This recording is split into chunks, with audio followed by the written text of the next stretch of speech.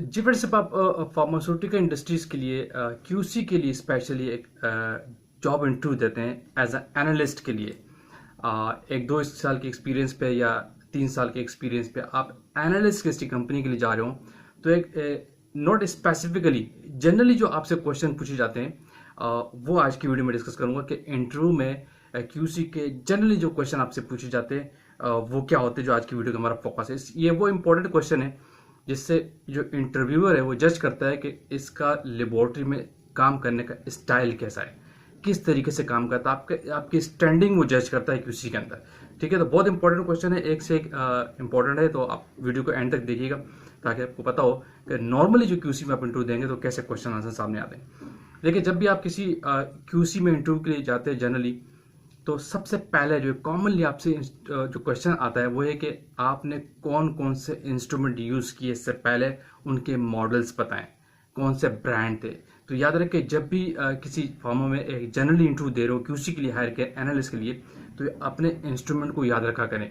जिस इंडस्ट्री से आप जा रहे हैं वहाँ कौन कौन से आपने एक्स कंपनी में जो भी यूज़ किया है, एचपीएलसी का कौन सा ब्रांड यूज़ किया है, शिमार्जी यूज़ किया, उसका क्या मॉडल था, स्पेक्ट्रोफोटोमीटर कौन सा यूज़ किया, क्या मॉडल था, एफटीआर का कौन सा मॉडल था, थर्मो का था, ब्रांड का था, या किसी और कंपनी का था, वट जो भी कंपनीज थी, आपके जहन में उन इंस्ट्रूमेंट के मॉडल लाजमी होने चाहिए। जनरली आपसे लाजमी पूछ लेते हैं, जज करते हैं कि ये फला शख्स जो है क्यूसी में काम कर रहा है तो इसको इंटरेस्ट कितना है इंस्ट्रूमेंट के साथ, उस चीज़ के साथ। तो इसलिए इसकी हमेशा प्रिपरेशन रखा करें। जिस इंडस्ट्री में रहें, जो जो आपने यूज़ किए वो आप वहाँ बताया करें। दूसरा एक और इंपॉर्टेंट चीज़ है कि जो लेबोरेटरी में आप test solution, volumetric solution use करते हैं, उसकी एक्सपायरी का क्राइटेरिया क्या है और कौन सी गाइडलाइन आपको रेकमेंड करते हैं नॉर्मली। तो ये बहुत कॉमनली आस्किंग क्वेश्चन है, तो इसके लिए आंसर आप ये देना है कि गाइडलाइन यहाँ पे खामोश है।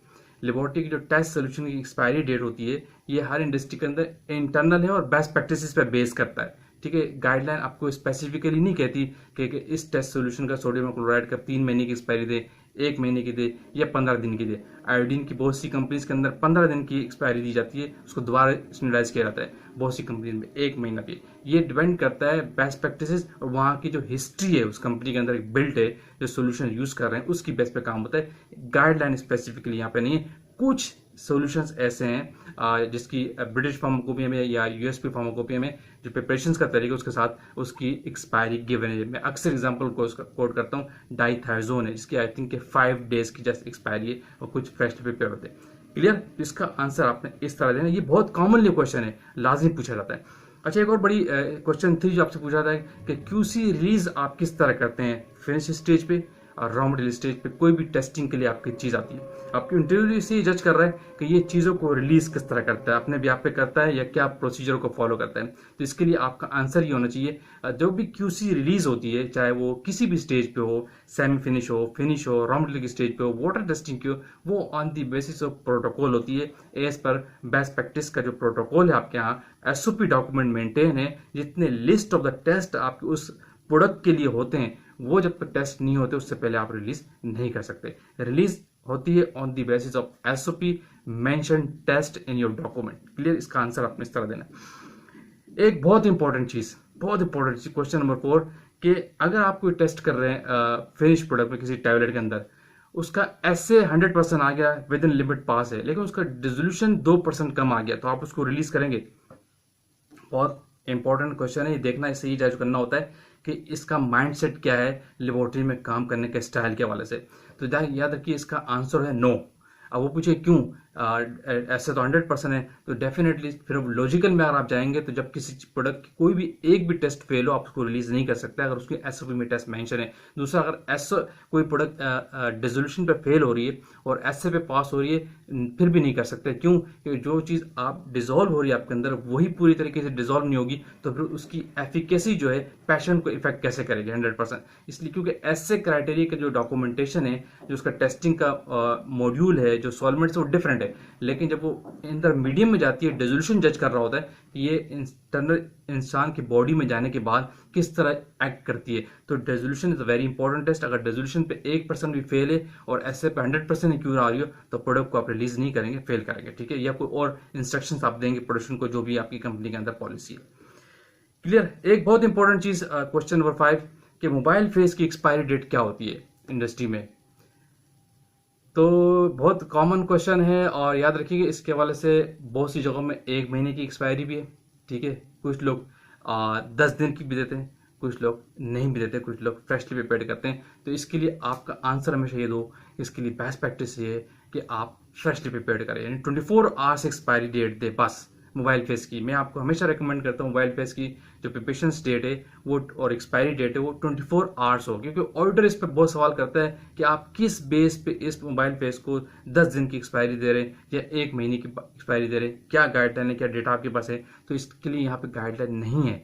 ठीक है, इसलिए और यहाँ पे डेटा की बेस पे बात हो रही होती है। अगर आप कंपनी के पास डेटा है कलेक्टिवली कि आपने चेक किया है कि भाई 1 महीने के बाद मोबाइल फेस पे कोई इफेक्ट नहीं आ रहा, हमारे पास 100 पेजेस का डेटा है, फिर तो आप जस्टिफिकेशन दे सकते हैं। लेकिन ऐसा डेटा इंडस्ट्री कलेक्ट नहीं करती, तो इसलिए इंडस्ट्री को बेस्ट प्रैक्टिस पे जाना चाहिए। तो आपका आंसर ये हो, इसके लिए बेस्ट प्रैक्टिस ये है कि 24 आवर्स मोबाइल फेस की एक्सपायरी डेट दें। This is the best way. Okay, एक और चीज आपके स्टैंडिंग स्टाइल से क्यूसी के अंदर काम करने जो कंपनी के लिए बहुत इंपॉर्टेंट है कि लेबोरेटरी के अंदर इंस्ट्रूमेंट रूम में जो भी हो वहाँ पे ह्यूमिडिटी और टेम्परेचर का क्या क्राइटेरिया और कितना होना चाहिए, ये आपको पता होना चाहिए। हमेशा इस हवाले से बहुत क्रिटिकल क्वेश्चन है, लोग इससे अवेयरनेस नहीं रखते हैं। याद रखिए लेबोरेटरी का टेम्परेचर जो एम्बिएंट होता है 20 to 25 डिग्री होना चाहिए, लेकिन ह्यूमिडिटी मोर क्रिटिकल है, वेरी क्रिटिकल है। अगर आपकी लेबोरेटरी के अंदर टेम्परेचर 25 डिग्री मेंटेन है लेकिन ह्यूमिडिटी आपकी बहुत ज्यादा है तो आप काम नहीं करेंगे। इंस्ट्रूमेंट के लिए डेंजरस ही है। आपकी लेबोरेटरी की जो इंस्ट्रूमेंट है उनके बोर्ड्स को नुकसान पहुंचा सकती है हाई ह्यूमिडिटी। तो रेकमेंडेड जो सर्विसेज से इंजीनियर्स आते हैं उनके एंड से आप कोड कर सकते हैं कि लेबोरेटरी के अंदर जो इंस्ट्रूमेंट रूम है वहां की ह्यूमिडिटी नॉट मोर देन 55% होनी चाहिए। ये पॉइंट याद रखिएगा, 55% से ज्यादा ह्यूमिडिटी हो तो आप इंस्ट्रूमेंट को ऑन नहीं करें। वो इंस्ट्रूमेंट की ह्यूमिडिटी जो है मॉइस्चर जो होगा फिर ज्यादा होगा, वो आपके इंस्ट्रूमेंट के बोर्ड्स किसी भी सर्किट्स को उड़ा सकता है, उसके लिए नुकसानदेह है। हमेशा याद रखिए, इससे जज करना होता है कि ये एनालिसिस ऐसा तो नहीं है कि लेबोरेटरी में गर्मी भी हो रही फिर भी एचपीएलसी पे काम कर रहा है। तो ये देखने का स्टाइल है कि इसके बाद अवेयरनेस कितनी है। ठीक है, ये जनरल क्वेश्चन है क्यूसी के हवाले से। अच्छा, एक और चीज बड़ी इंपॉर्टेंट चीज है क्यूसी में कि एनालिस्ट के ट्रेनिंग रिकॉर्ड के हवाले से क्या अवेयरनेस है। जिस एनालिस्ट का ट्रेनिंग रिकॉर्ड फाइल नहीं है अभी तक, तो क्या वो किसी ऑफिशियल डॉक्यूमेंट पे सिग्नेचर कर सकता है, रिलीज पे सिग्नेचर कर सकता है? तो इसके लिए आपका आंसर ये होना चाहिए नहीं। बेस्ट प्रैक्टिस ये है कि जब तक और किसी भी एनालिस्ट का अगर कोई न्यूली हायर हुआ है तो उसका जब तक ट्रेनिंग रिकॉर्ड फाइल नहीं होता वो फाइनल डॉक्यूमेंट पे सिग्नेचर नहीं करता।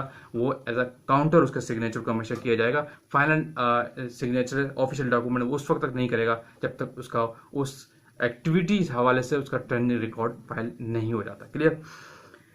एक और चीज बहुत इंपॉर्टेंट जो अगर आपने थोड़ा बहुत एचपीएलसी भी चलाया हुआ 1-2 साल पे, डेफिनेटली लोग चला रहे होते हैं कि एचपीएलसी का जो वेस्ट है, ऑर्गेनिक वेस्ट जो है, जो ड्रेन होकर नीचे कंटेनर में आपके पास आ रहा होता है, उसको आप कैसे फेंकते हैं। मैं आसान अल्फाज यूज कर रहा हूँ।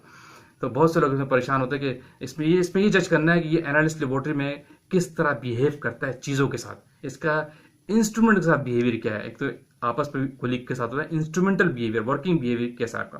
तो इसमें आपको आंसर ये देना है कि जो ऑर्गेनिक वेस्ट होता है उसको ऑर्गेनिक कंटेनर में कलेक्ट किया जाता है और लिक्विड वेस्ट अलग होता है जो एक्वस वेस्ट होता है। तो ताकि फिर उसके बाद कंपनी के अंदर एक एसओपी होती है, एडमिन के थ्रू उस ऑर्गेनिक वेस्ट को इंसिनरेट करवा के सर्टिफिकेट लिया जाता है। यह है बेस्ट प्रैक्टिस। ये आपने नहीं कह देना कि हम ये ऑर्गेनिक वेस्ट की बोतल भर जाती है एचपीएलसी की तो हम जाके इसको सिंक में फेंक देते हैं।